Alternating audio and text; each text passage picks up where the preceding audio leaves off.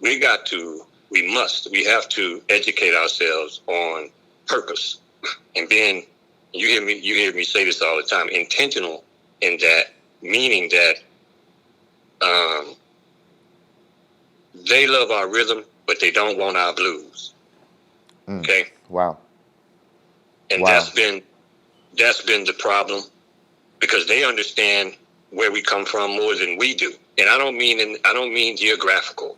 I'm not talking about coming from Africa. I'm talking about the journey of how we got here. Right. It's not being educated about the fact that this is not the first time that such thing has taken place on this grand scale of rioting. I'm going to start with the rioting piece. Rioting is not a new form. And it's certainly not a form that belongs to black people. It's been a tool that has been used, but we are given the label of terrorist for a purpose. And it's a false label.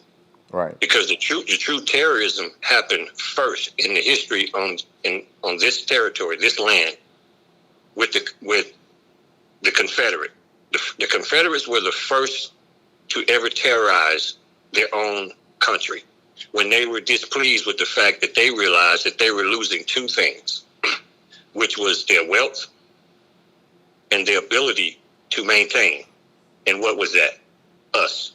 Right. Slavery.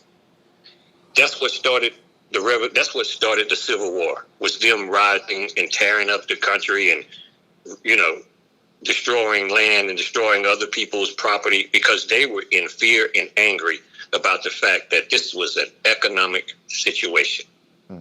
See, racism is not about name calling, all of that. That's not racism. That's something we did in school, playing the dozen, all that, whatever. Racism is an economic competitive situation that we've been losing in as a group. Absolutely. Okay? See, individual accomplishments, whatever, this person accomplishing that, black people are coming up now because one of us are doing this, but the one of us are not helping the rest of us. Exactly. So therefore, it does not represent us as a whole. So we must, again, I'm telling you, this whole rioting thing, even though it's not the most cosmetically attractive way of responding, but I tell you what, it's effective. Why? And necessary. It's necessary. It's necessary because it's causing us to come together, even if it's just agree to tear somebody, to stop beating on us. Yeah. Stop killing us. Exactly. You see, it's a human situation. Anyone that watched the video with the George Floyd, anyone that's seen the broadcast with Breonna Taylor, the list goes on, way back to Trayvon Martin, even before that. Like you said, it's historically, this is what's been going on. Yeah, not only are we demanding change, but now the world is demanding change with us. We've now all united and demanding that this change now. We're not waiting, it has to change right now. Now, everyone that watched that video with George Floyd, I know when I watched it, I couldn't help but gasp for air, because I could feel his suffocation. I could feel even his life drifting away. I felt him when he said, "Mama," because he knew his life was over. He knew in that moment that they was going to kill him. And when you looked into the eyes, I'm not going to even say his name. When we looked into the eyes of the officer, you can see death in his eyes. He was waiting for his life to leave his body. Waiting. And every single black person, black being on this planet, black gods on this planet, felt his life leave his body. Every single person. And now, you will change policies. You will change. Ever since integration was born, okay? And to understand that more clearly, and it's going to continue to happen, because we're not living in a situation that we've been trained to believe. Like we live in a country where we have these rights and that right. No, we live in a territory that's governed by a large conglomerate and corporation called America. America is not a country, it's a company. It's a Just company. like in the military. The military is defined by the companies, company forward, company five, okay? So we live in a militia type, we live under a militia type organized situation called government that we've been fed a lot of BS to believe that it's about freedom. Well, I've told you before, you want to live in freedom or freedom. You want to live free and dumb, or you want to live free in freedom. In order to live in freedom, you must first have that dome educated with facts. And the fact is, this corporation has been killing ever since they have come over here and organized themselves. And the reason why earlier I said we're black people is because historically, every one of us did not come from Africa. That right there needs to be understood. Most of us were already here. When Correct. I say us, black people were already here. But because of the media and propaganda that they've been able to spread, many of us believe that those that they call Indians, which are the word Indian come from indigenous, the indigenous people were black. That's the biggest number one secret they're hiding right now. And that's what we need to expose, the fact that we know this. Those Indians were black people. They were not red. They were not tan. They were black. Indians would never brothers. define them. Our brothers. Yeah. No, it was us. It wasn't brothers. It was us. I said it was Okay? our brothers, like us right now. Yeah, Those yeah, are yeah. our brothers. Yeah. So that whole red thing, that's another washing. That's why the Indian nation was suing this country for using the term redskin. And they had come against even the NFL for using the name the Washington Redskins, because it's a derogative term, because it actually speaks about the fact of how they actually changed that whole backstory to make people believe that it was not us. Right. And see, that's another thing. So the land that was taken, this country was taken over, and they were killing us from day one. It didn't just start with the slavery concept.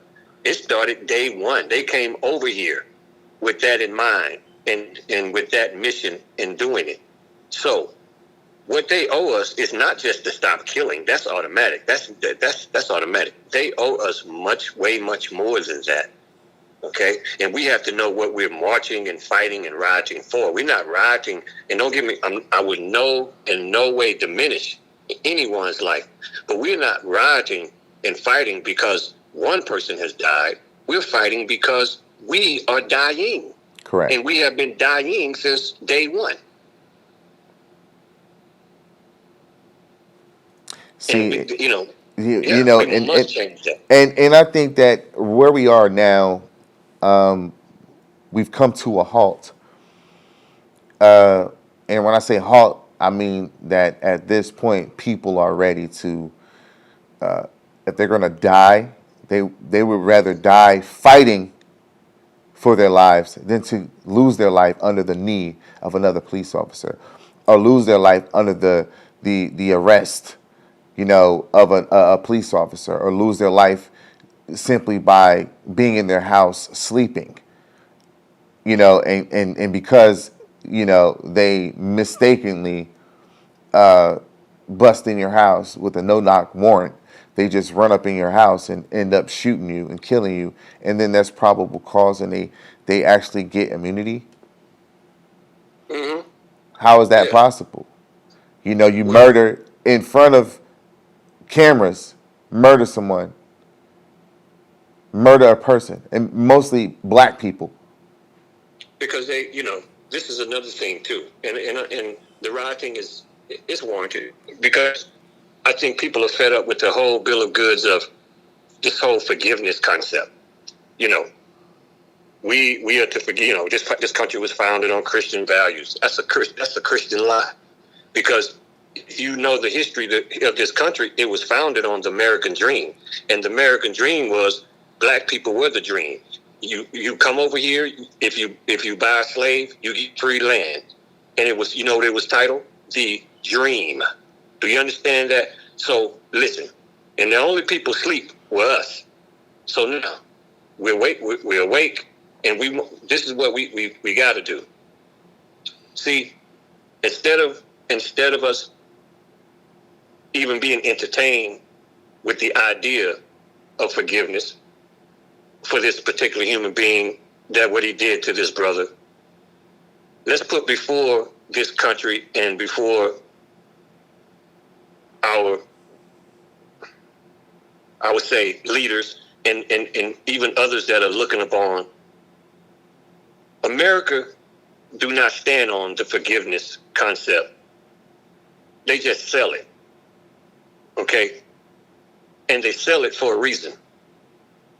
Because every issue America had, they killed to resolve it.